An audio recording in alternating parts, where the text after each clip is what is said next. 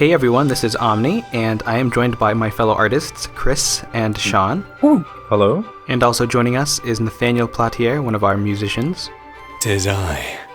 And this is the commentary edition of the Nintendo Force Magazine Iwata Tribute cover series that we've been doing. Man, that is a mouthful.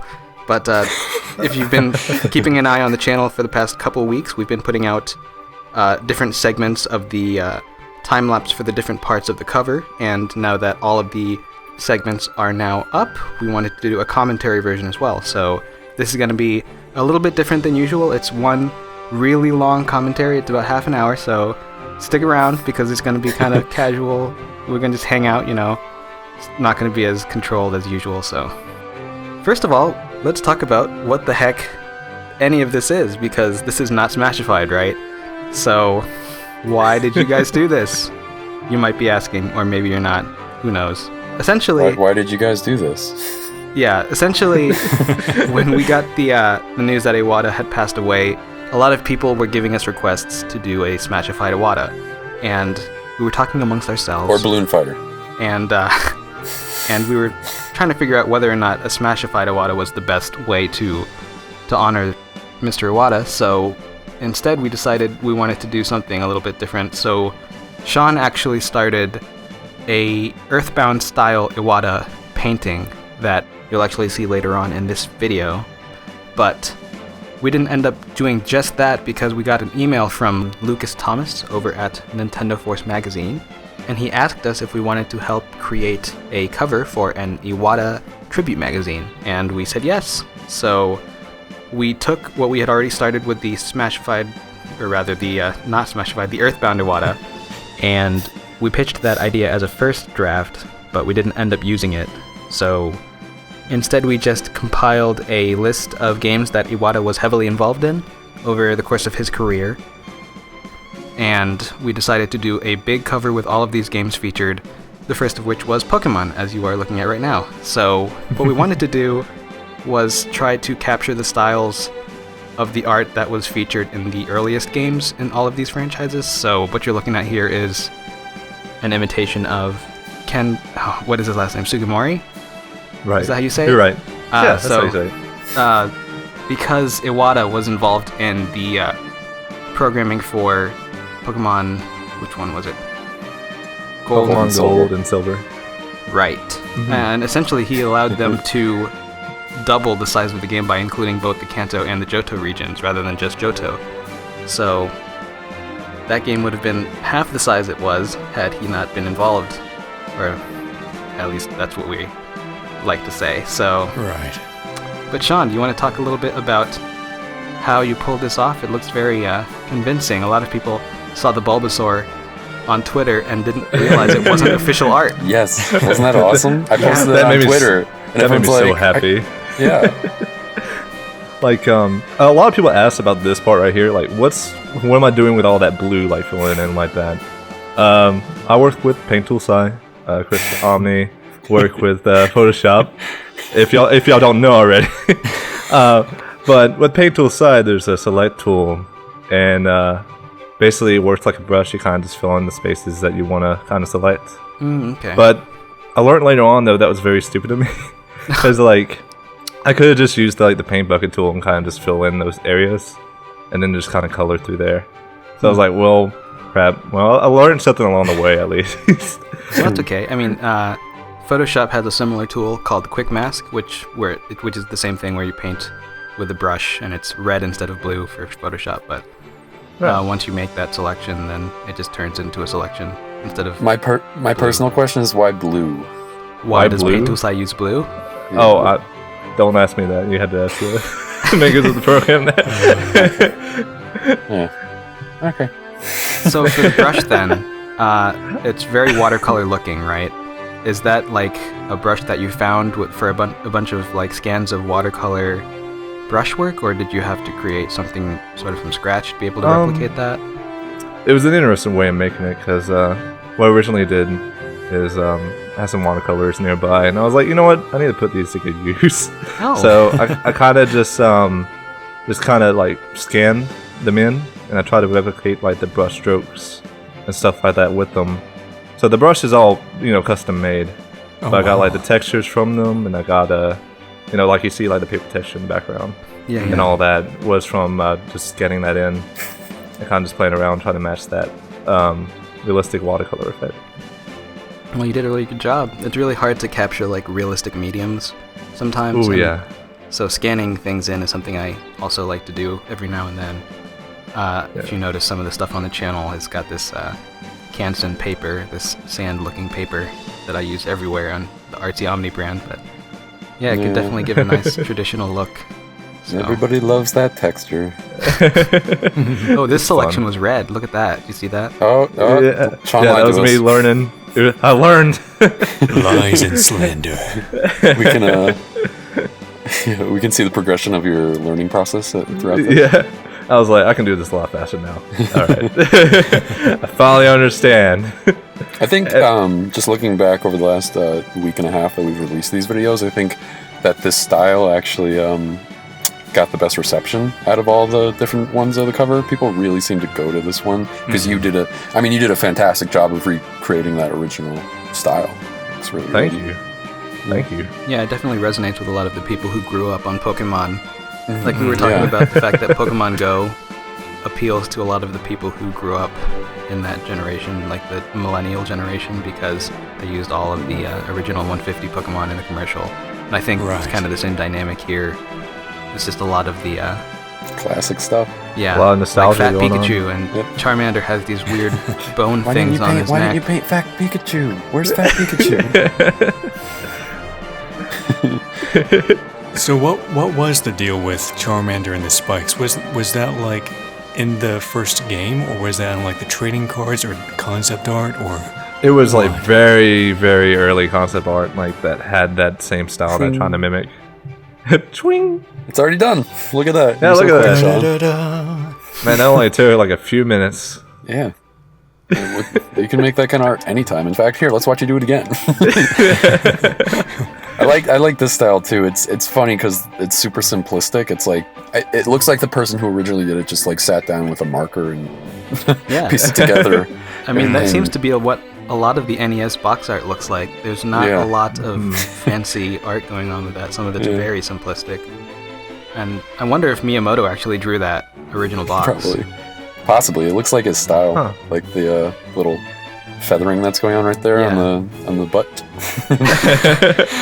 The buttocks. Yeah, that's the lower back. You know Miyamoto. He's all into that butt. I mean, you heard it here first, folks.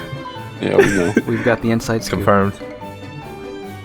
But yeah, this was definitely the fastest process. It only took maybe an hour total. Yeah, something like that.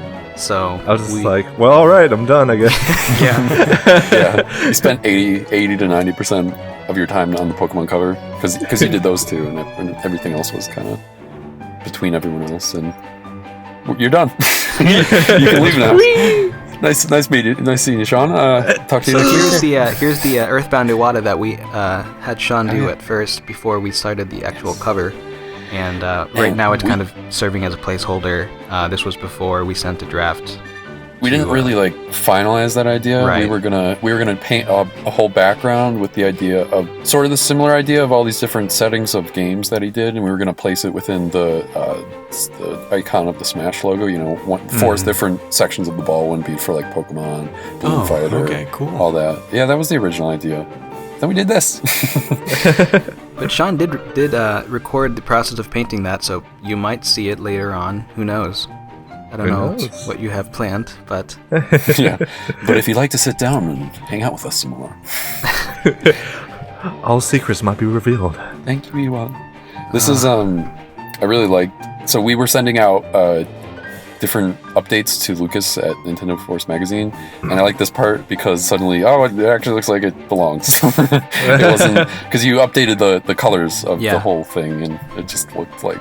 It was starting to come together finally at the beginning, and it was something that I was worried about because doing a large-scale piece like this, it's hard to, with all these different styles clashing, it's all about mixing them together, and getting that just to work together, because separate mediums, separate styles, things like that are very difficult Yeah. Right. Yeah. to get to work. This It's part very diverse right styles. here is actually the first time we've ever featured Illustrator, Adobe Illustrator, in any of our videos. This is something that, Omni's proud.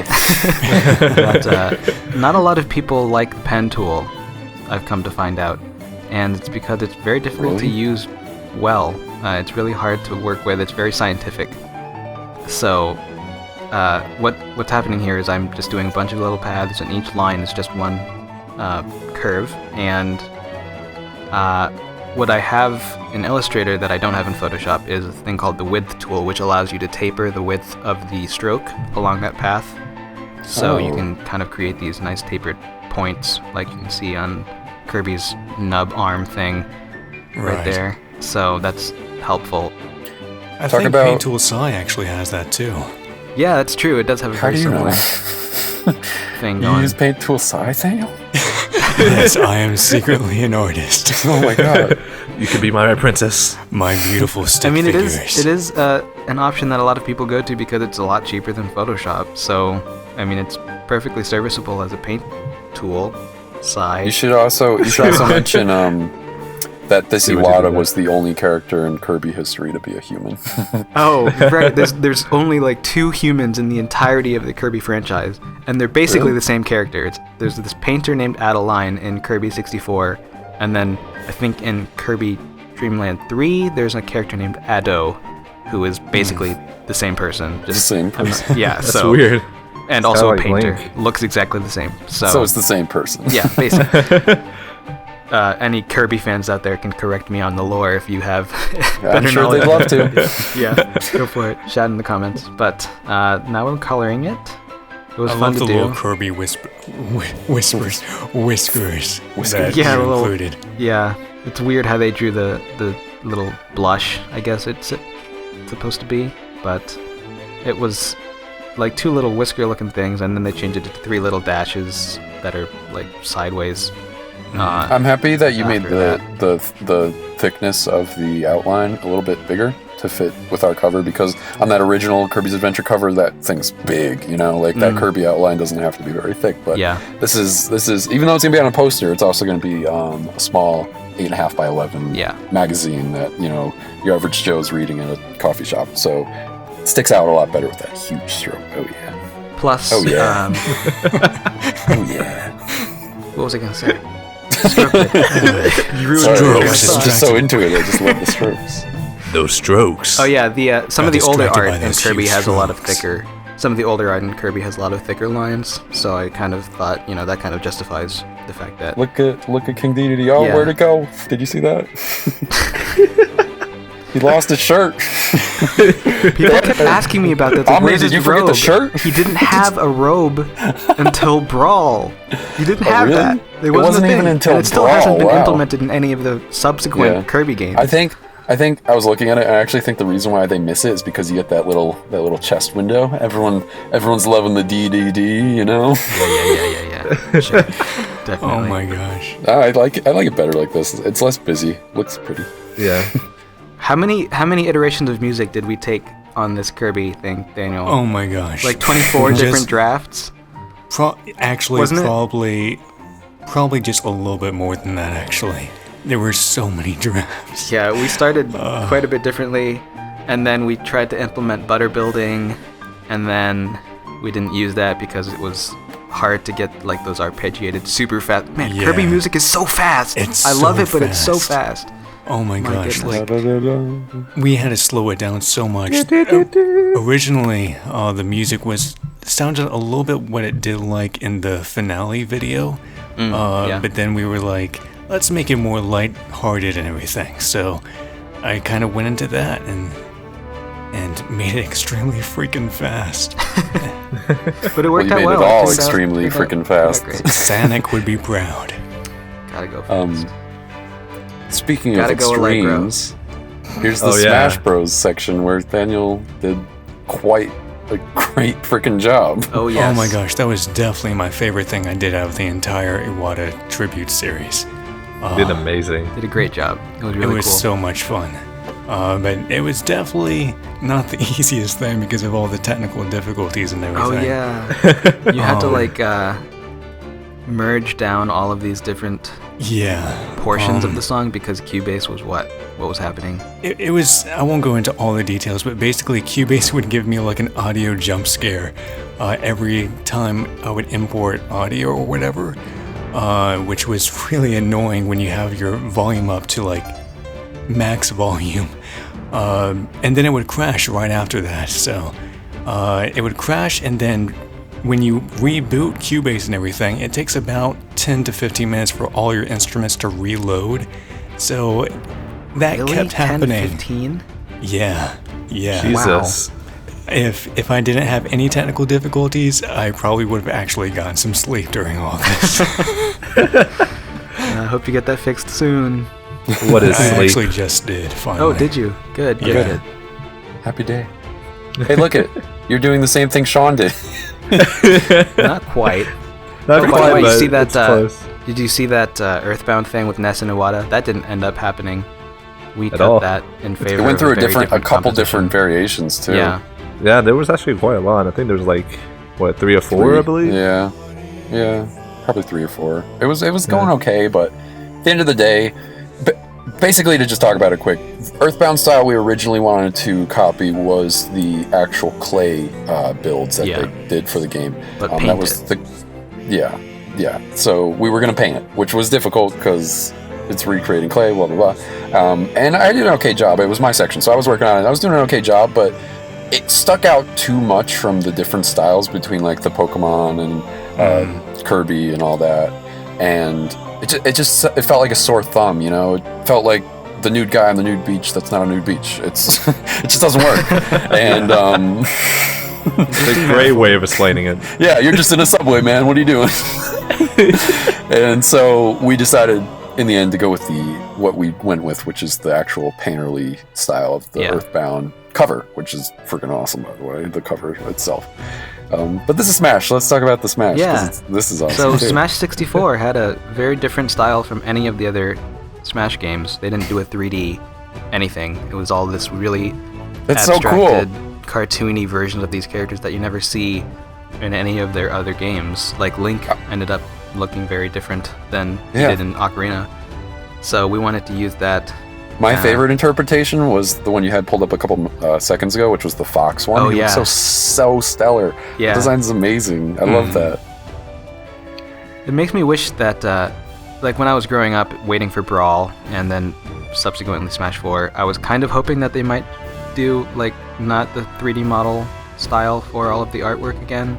Like I was hoping they would come up with something new, but alas, like what? They did not. I don't know, something 2D, something painted or something like that. Just not, here's a 3D model render. But Yeah, I guess that's kind of just it gets people excited, so it Yeah. makes sense. Yeah, It I wouldn't have guess. Smashified if Yeah, they it's didn't do true. 3D models too. Yeah, I wouldn't be doing this right now if it wasn't for Smash 4 and its art style, so I guess I shouldn't complain. But here's Ness and Kirby, they're fighting on Final Destination. I wonder if anyone actually after the Yeah. fact, if they buy the magazine, if they notice, because you put a lot of time and detail into that fire down there and them fighting and getting the style right. And the hi-ya and the PK fire. Yeah. Somebody asked me, what font is that? I saw that. Yeah, I saw that. Shout as out to well. that guy, not a font, because it's guys. not a font. I have to be able to draw letters well because I'm a graphic designer, so Yeah, I just drew those. true. But yeah, this was fun. Originally, you planned on having a third person who was dying. Yeah, on the They're bottom like there, like KO, or I started with like a foom. So I was trying to figure out what sound effect that sounds like. Yeah. Well, the reason why it was originally in there too was because we were looking for nice transitions to get these different art styles together, and we were thinking that might work, but it didn't. We wound up just going with those comments in the background that look awesome. Right. So many comments. Play Smash 64. There's so many comments in Fring. Final Destination. It's like, Look at this. chill out. So here's a 3D process. Only one. This is 3D. Look at me. And- I'm using and the 3D. cover. That's I said it in the comments of the video, but I'll say it again. That original Starman model is the actual one that's in Smash 4, Smash Right, View, the assist 3DS. trophy, right? Yes. So I just grabbed that and I just said, hey, I could just bring this into ZBrush real quick and put some nice spikes on it. And then I did that and I brought it over to Keyshot made the materials, you know, a nice tasty red, trying to match it up with the cover that's hiding behind there, and getting the pose. It was cool because I felt like this was my chance to take classical artwork that's been seen a million times and like not change it, but get a different point of view, which was so stellar in my head, because it's like, you know, you think back to those, like Earthbound, such a classic cover. Everyone knows what that looks like without even like seeing it. They know, oh, you know, the Starman with the Ness reflection or whatever is Ness in there. Right. I don't know. And it's a reflection. Whoa!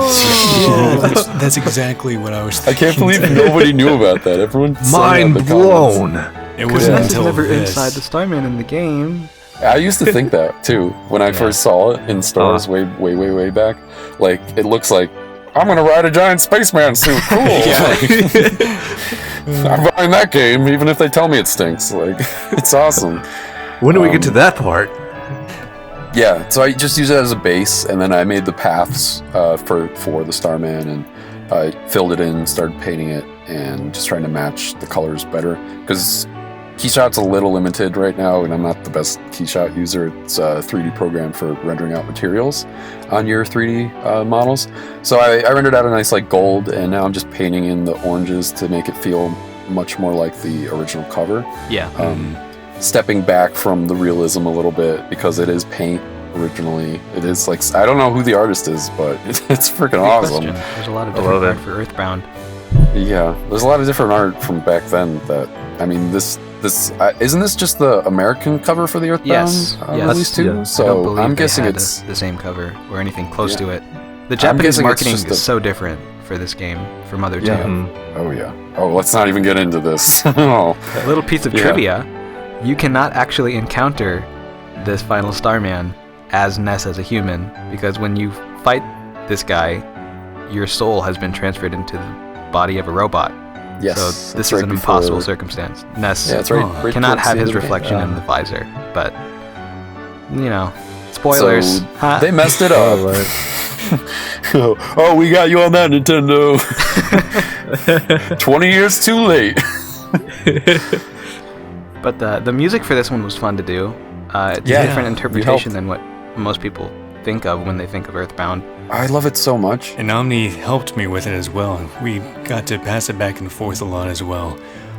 It was originally going to be just like a 3/4 time kind of waltzy thing, because you don't really hear that as much with Earthbound music, and it kind of had like a classical feel to it with the melodies and everything. But then Omni had the brilliant idea of putting like a space sound to it. So You know why I did that? Do you know why? So I was I'm I was guessing tasked- because it's related to space. Because it's space. well, it's so I was Starman. tasked with doing the percussion originally because Right. Daniel needed some help with it, and I was looking around seeing what people do with waltz percussion, and Rosalina's Observatory from Mario Galaxy is a waltz piece. Oh, really? So I was listening to that, and I was like, you know what? This cover kind of feels psychedelic. Earthbound has a lot of spacey sounds in the game. Oh, yeah. Maybe we could bring some of that into this piece. So See, I felt like- like, you know, it's actually drawing from the music in the game a little bit. The way worked well. I felt about it, it was like I was super digging into what Nathaniel was doing, but once you added that, it felt like the Starman was actually talking to me. It was like, whoa. Like, Is step that what back, Starman man. sound like? I haven't actually gotten that far into the game. I have it on Virtual Console, but I haven't gotten very far. It just melted me. It melted me. It made me feel really immersed. It was awesome. This part was Look fun. at all those this colors. part that you painted. Yeah, it was okay. I actually spent way too long on it. I mean, Well, I this noticed that painting- you went through a lot of different like approaches. Like you Yes. started hand painting it, and then you tried to do. Usually, with my painting process in general, I know what I'm doing before I do it. Yeah. I like try to get the quickest way to finish, because I know X, Y, and Z, and I know Z is going to be faster, so I'm going to go that way. So in this one, I didn't really know, so I just painted that. Then I did another variation where I did some filters, and it was looking okay, but a little crazy. So then I did mix the paint with the filters and painted in the end, and just You went digging with crazy. it. Yeah, the original cover was just like a wavy effect that you see in the game, but I wanted to get a little more crazy and get a little more artistically just good composition to go, so it could merge into the Smash and the Pokemon ones a little bit better. Right. So it got really psychedelic, look at this. I loved adding in those, I painted a lot of the background too, and I spent a lot of time doing the comets and stars and shines in the background, and I think those really help pull it all together. Yeah. Look who it is. And the final piece. It's the beautiful man himself. There he is. Mr. Iwata. This part was fun. So originally we did, Sean did the Earthbound style, cartoony, clay-like. Then that wasn't going to work, so I did a quick pass on a caricature version, which also got turned down. And then we decided, what the heck, let's just do a full-on, let's do as realistic paint as we can, James Bond. And so we went for it, and so I comped together a quick Iwata based off of a photo they gave us, that Nintendo Force gave us, that they liked, and I threw on some legs, and I was like, let's go, let's do the whole Iwata. We'll have the stance, you can use it for whatever composition we want to use it for, because each of these assets originally were separate, and we merged them together and painted the background. But this is the dude, this is our man, this is why we're here, this is why we're all here, like you guys listening, us here, this guy, if it weren't for him, we probably wouldn't be playing the same games, or have we might the not same... even be artists. I wouldn't be an artist if it wasn't for games. So there you go. It's important. I wouldn't be a musician if it weren't for games, to be honest. I wouldn't be born. I wouldn't even be born.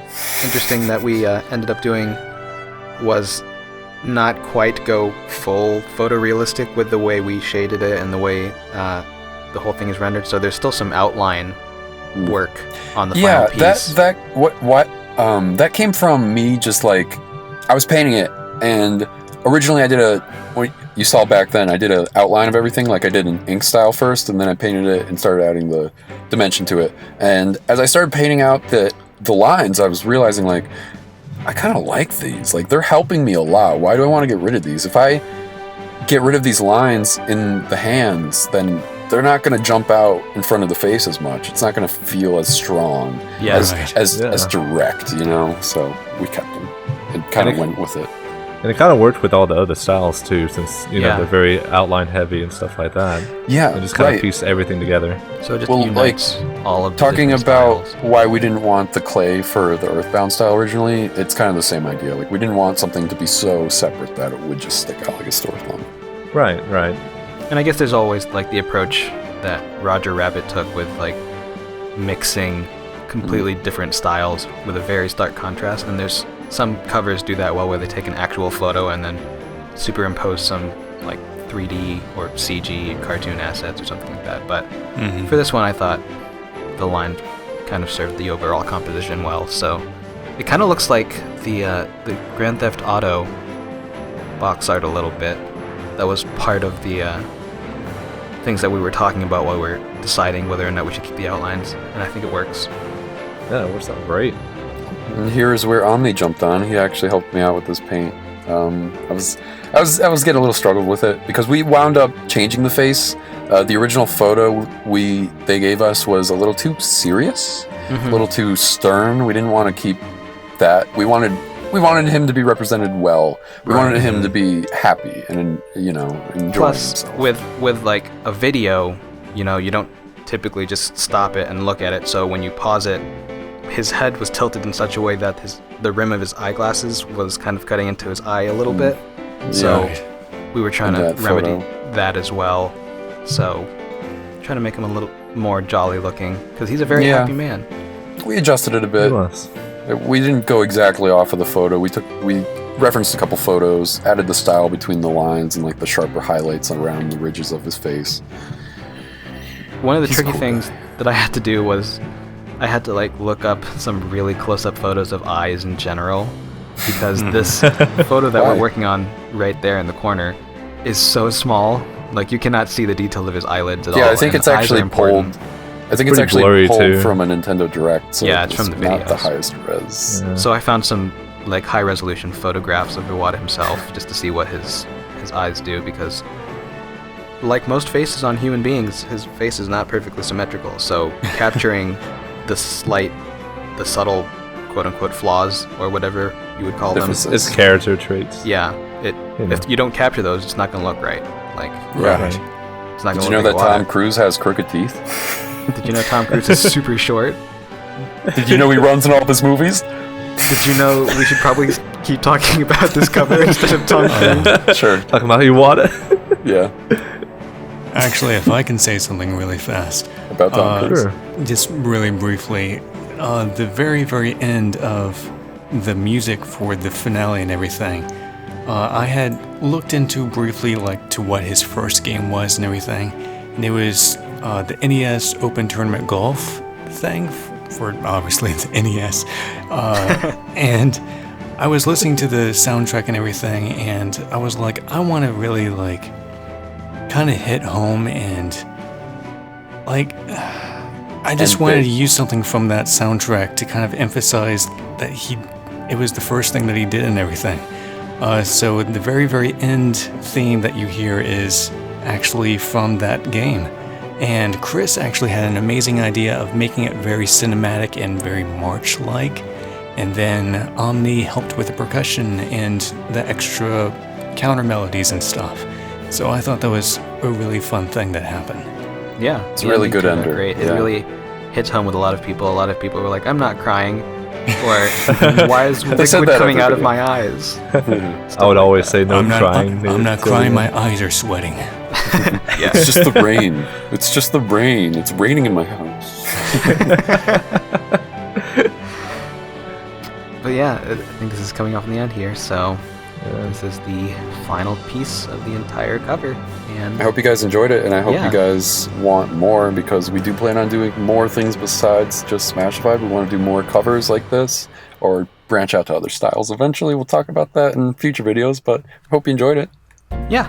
So thank you guys so much for watching this video, assuming that you are in fact still watching it. And if you are, then you are an extra cool person. So to reward you, we're actually going to be doing a special giveaway.